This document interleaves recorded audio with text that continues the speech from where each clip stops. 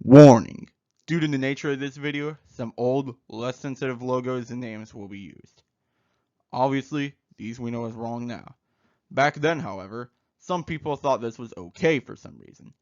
Rather than take out the old logos, I shall instead present them as an example to make a better future by being less racially insensitive today. Okay, can I start the video now? Good. Time to start a potential new rivalry with Southern Miss. Welcome to the 6th college game review episode of St. Brown the Trojan. Here's some legal jargon so I don't get sued. Alright, wait, what are the Trojans doing? What are the Trojans doing? What are the Trojans doing? No, you made the thing like 1987. So I guess I'm going to have to go with a throwback video now. Southern missing Troy in a barn burner. Georgia State and Georgia Southern determine who the real GSU is. App State in upset alert in Texas State. JMU keeps rolling with the win over A-State. And the Chance somehow will find another way to win over ULM. All this and more coming up on Sunbelt Sunday Recap.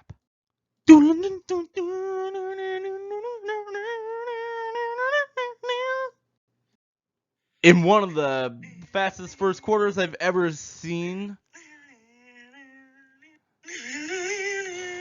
Oh my gosh, will you quit with the music? Thank you. Anyway, in one of the fastest first quarters I've ever seen, Troy ends up taking the lead 3-0 on a field goal. After an unfortunate Trojan interception in the red zone, the Southern Miss Golden Eagles threw a touchdown off the interception they got to number 1. Then after back-to-back interceptions, the Trojans found the end zone again. I didn't think it was possible for them to score in the red zone, but, well, here we are. Okay, apparently the secret the whole time was to just keep running the ball until the defense passes out. Well, that was a gnarly shank by our good punter. Now the Southern Miss, the Golden Eagles, have gotten a field goal.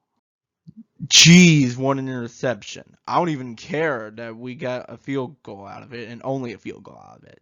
That was one of the greatest interceptions I've ever seen in my life. Well, not one of the greatest, just it was good. It was good, okay? And one more touchdown after a fumble ended the game.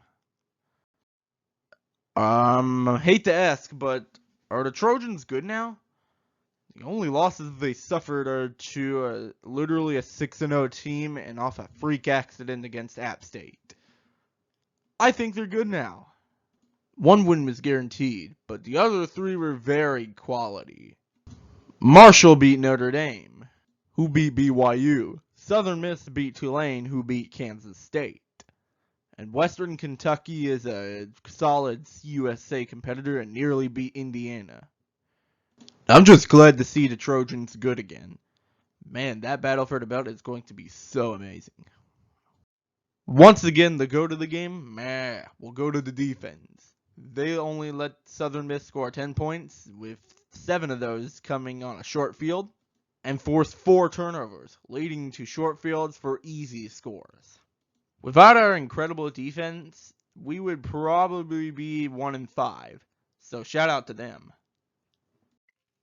Instead of a surprising stat, we're going to do a tackle countdown.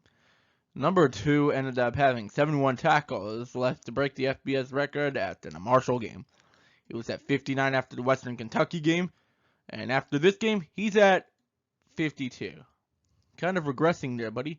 At this point, he'll need 8 2/3 tackles for the remainder of the season, which is at 6 games left, to tie it. Good luck. And now for some other news around the Sunbelt. Let's just hope music doesn't interrupt us this time.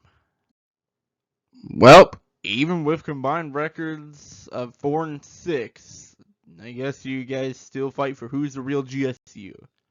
Congrats, Georgia State. It's you.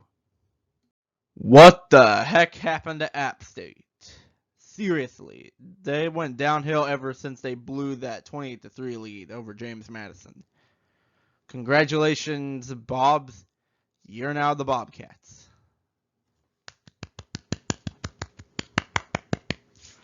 Just don't think anything too radical, though, like Sunbelt West champions. Here we go, a familiar whoa, whoa, whoa, whoa, whoa. When the heck did we get so countercultural? Seriously, if logos like these pass through the system, then anything goes. But anyway, JMU, congratulations. You're 5-0. Jeez, Coastal Carolina barely escaped again. Can you guys have a clean, comfortable win for once? Let's check around college football. Tennessee with overinflated hope. Ohio State beating the helmet off the Spartans. Kansas is losing again. And the Bulldogs are pounding opponents again. Well, the college football seems to be back to normal. No one will tell me otherwise. Are you for real? And the Tide won due to one of the worst play calls I've ever seen. Both teams lost that day, honestly. Get ready to be steamrolled by Tennessee. Oh, no. I'm not going to buy into the Tennessee hype until they beat Alabama. That's all I'll say for right now. And now for the system. But St. Brown the Trojan, you may ask. Why did you put it at the end of the video instead of the beginning? Well, I'm trying out something new. Jeez, I have to cram in everyone because of all these old logos. But anyway, these SEC and Big Ten round out the top 5, with James Madison taking the 6th spot. As for everyone else, well, you can see them. Take a good look at them.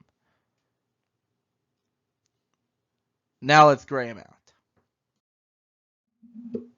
Only 5 teams lost, eh? Kansas, Utah, LSU, Washington, and Air Force. Interesting. Alright, let's get back to real time, so we don't have to use the dumb throwback logos anymore.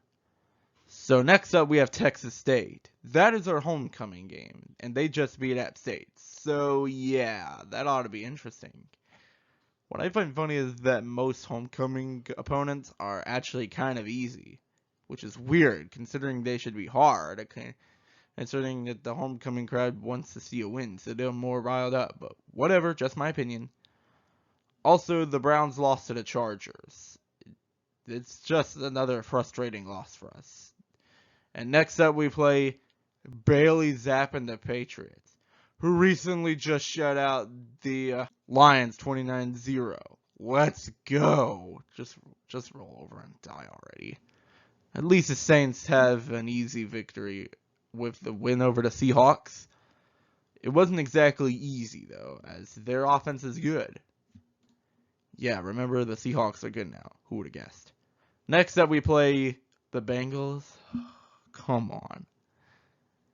But anyway, that's going to do it for this video. Thanks for watching, guys. Be sure to like, subscribe, comment, share, ring the bell, and don't forget about John 3:16. And I'll see you next time.